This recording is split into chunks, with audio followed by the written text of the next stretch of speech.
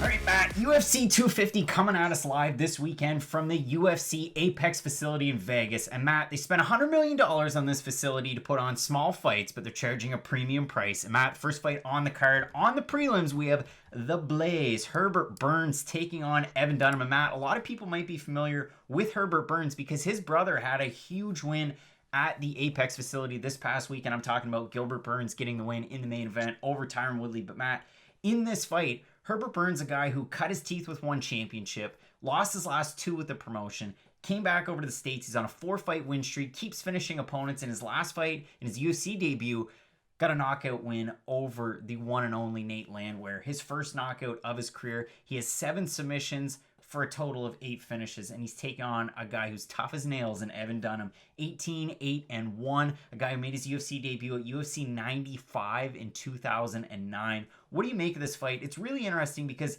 Evan Dunham's fought some of the best in his time with the promotion. Herbert Burns, the up-and-comer who continues to finish his opponents. What do you think on this one? So, I don't know if you know, but I certainly do.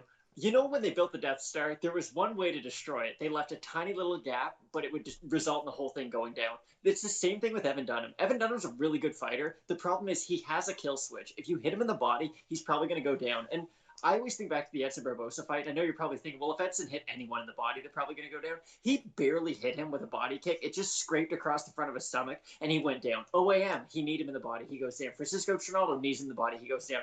It's just such a recurring theme in all of Evan Dunham's fights that I think people are starting to figure it out. All you need to do is land one heavy body shot, and you might not get the knockout right away, but let's say you are Herbert Burns, and you can at least drop him with that body shot. Your ground game's pretty much second to none. I would have said at 155, but at 150. So when you're taking a guy who can't absorb shots to the body and making him draw out 5 extra pounds of water from his body, it's just going to exacerbate that problem. And I think Herbert Burns is in for a pretty easy win, personally. And this is a really interesting one because Evan Dunham's been away for a bit since the Trinaldo loss, and you mentioned as well OAM before that. If you look over at the odds, Evan Dunham plus 225 underdog, Herbert Burns a big favorite, minus 270. Over on Tapology at a 592 votes, the majority 92% going with Burns, splitting those up evenly between knockout, submission, decision. I agree with you. Going with Herbert Burns here, I think it's going to be another opportunity to get a big win over a name in Evan Dunham. You beat the M1 champ in Nate Landwehr. You beat a vet in Evan Dunham. You're putting yourself in the good graces in the company, especially at 32 years of age.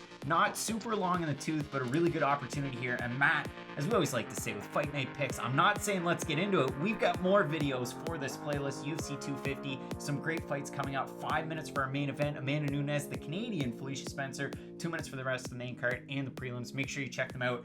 Now, I faked you out, but Matt, with Fight Night Picks, we always say, let's get into it.